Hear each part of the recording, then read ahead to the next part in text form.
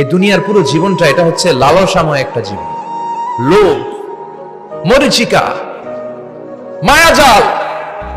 এই মায়াজালে আমরা আটকে আছি, ফলে মৃত্যুর কথা আমরা ভুলে গিয়েছি। পাগলের মতো ছুটছি, আরো টাকা লাগবে, আরো খ্যাতি লাগবে, আরো যশ লাগবে, আরো দাপট লাগবে। আমার এত টাকা দিয়ে কি হবে? এত সম্পদ দিয়ে কি হবে? এত ব্যস্ততা দিয়ে কি হবে তোমার? স্টপ, থামুন, অনেক হয়েছে। আন্না, থামুন, take a rest, take a breath and think about death. Think that you have to go back to your Lord. একটু বসেন না, একটু ভাবেন যে আমাকে চলে যেতে হবে, চলে যেতে হবে। এই কোলাহল, এই ব্যস্ততা, এগুলো থাকবে, থাকবো না আমি। সাইয়েদনা ওমর ফারুক বলেছেন, মুতু ক্বাবলা আন তামুতু, মরার আগে একবার মরো। হাসিবু ক্বাবলা আন তুহাসাবু আলাইকুম, তোমার হিসাব নেওয়ার আগে তুমি একবার নিজের হিসাবটা করো না। কাগজ বের করে একটু লিখো না, কি কি ভালো কাজ করছিলা, যেগুলো দিয়ে নাজাতের ওসিলা হতে পারে। 1 2 3, আর কি কি আকাম কুকাম করছো দেখো না, লিখে দেখো তোমার অবস্থাটা কি। মরার আগে একবার মরো। মরার আগে খাটের মধ্যে শুয়ে শটান করে চোখ বন্ধ করে একবার মরার ভান করে দেখেন কেমন লাগে। চোখটা বন্ধ করেন আর ভাবেন আপনি নাই, কি কি হতে পারে ভাবেন। আপনার ছেলে মেয়েরা কান্না জুড়ে দিবে, আপনার প্রাণের স্ত্রী বিলাপ শুরু করে দিবে, বন্ধু বান্ধবের চিৎকার আর মাতম, স্থানীয় এলাকার মসজিদে ঘোষণা, অমুক এলাকার নিবাসী অমুক ভাই অমুকের ছেলে অমুক দুনিয়ায় নাই। সব আত্মীয়রা চলে আসবে, ফেসবুকে স্ট্যাটাস দেয়া হবে, সবাই সবাইকে জানাবে বিকাল 4টায় অমুক হাই স্কুল ময়দানে আপনার জানাজা। ছুটে আসবে, সবাই ছুটে আসবে আপনাকে শেষ বিদায় দিতে, গুড বাই জানানোর জন্য, আল ওয়াদা, বিদায় জানাতে আসবে সবাই। 4 তাকবীর দিয়ে আপনার জানাজা হবে, অশ্রুসিক্ত জানাজায় আপনার বিদায় হবে। কাঠের খাটিয়ার মধ্যে করে কাঁধে তুলে আপনার কবরে নেওয়া হবে। আগে থেকে খুঁড়ে রাখা কবরটার মধ্যে আপনার বিছিয়ে দেয়া হবে। বাঁশের কচি দিয়ে তার উপরে মাটির চাপা দিয়ে সব চলে যাবে। ভাবেন না একবার চোখ বন্ধ করে, this is the circle of life, this is the nature of life. এটা সবার হবে, আমার হবে, আপনার হবে। এত মায়া, এত ভালোবাসা কই যাবে? কেউ থাকবে না, সবাই আপনার অন্ধকার কবরে রেখে দিয়ে চলে আসবে। উপরে বাঁশের কঞ্চি, তার উপরে মাটির চাপা, অন্ধকার আর অন্ধকার। এই অন্ধকার যেন শেষ হতে চায় না, শুধুই অন্ধকার, ঠিক কিনা? এজন্য আমাদের চলে যেতে হবে। দাদা গেল, চাচা গেল, মামা গেল, আমাদেরকেও যেতে হবে, জোরে কোন ঠিক কিনা? একদিন মাটির ভেতরে হবে ঘরে মন আমার, কেন বন্ধ দালান ঘর, প্রাণ পাখি উড়ে যাবে পিঞ্জর ছেড়ে। ধরা ধামে সবই রবে, তুমি যাবে চলে, বন্ধু বান্ধব যত, মাতা পিতা যারা সুত, সবই হবে তোমার পরে। মন আমার কেন বন্ধ দালান ঘর, একদিন মাটির ভেতরে হবে ঘরে মন আমার, কেন বন্ধ দালান ঘর, ঠিক কিনা?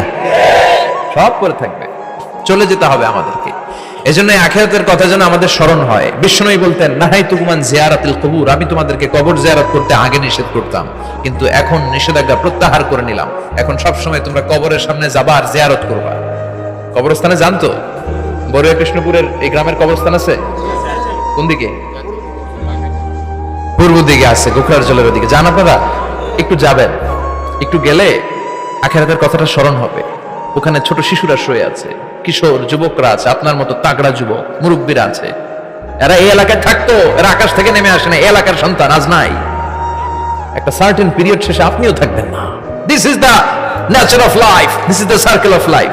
ছোট্ট শিশু হয়ে এসেছিলেন, শৈশব, কৈশোর, যৌবন, প্রৌঢ়ত্ব।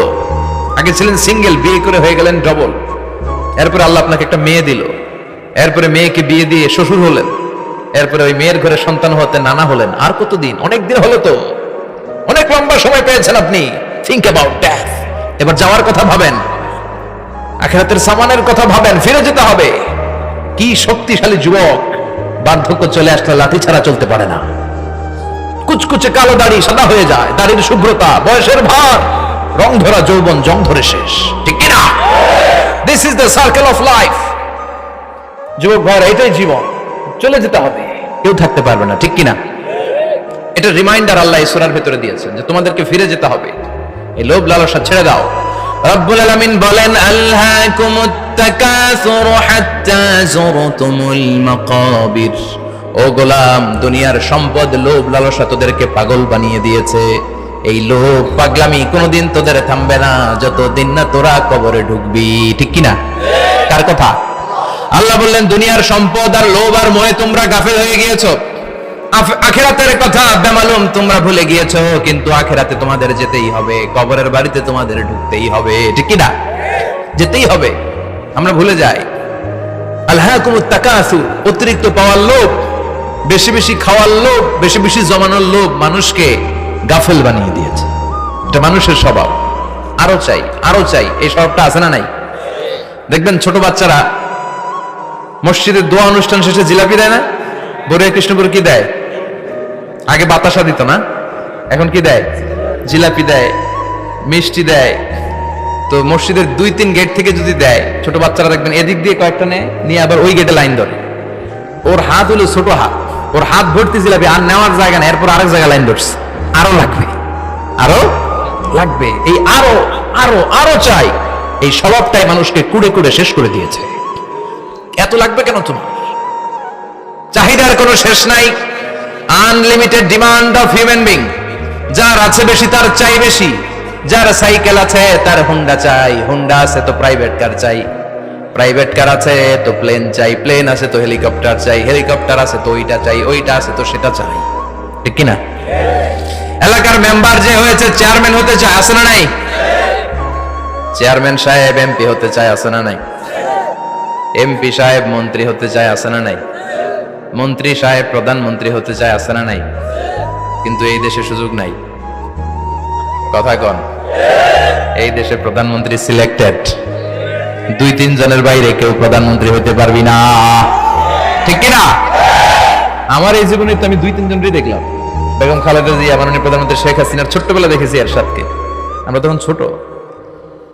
তো মানুষের চাহিদার কোনো শেষ নাই। যার আছে বেশি তার চাই বেশি। এজন্য বিষ্ণু বলেছেন উনজুরু ইলা মান হুয়া আসফালা মিন, তোমার চেয়ে যে খারাপ আছে ওর দিকে তাকাও। ওয়ালা তানজুর মান হুয়া আ'লা মিন, তোমার চেয়ে যে ভালো আছে ওর দিকে তাকাও না, তোমার চেয়ে যে খারাপ অবস্থানে আছে ওর দিকে তাকাও। অনেকে নিজের অবস্থান নিয়ে সুখী না, এরকম আছে না নাই?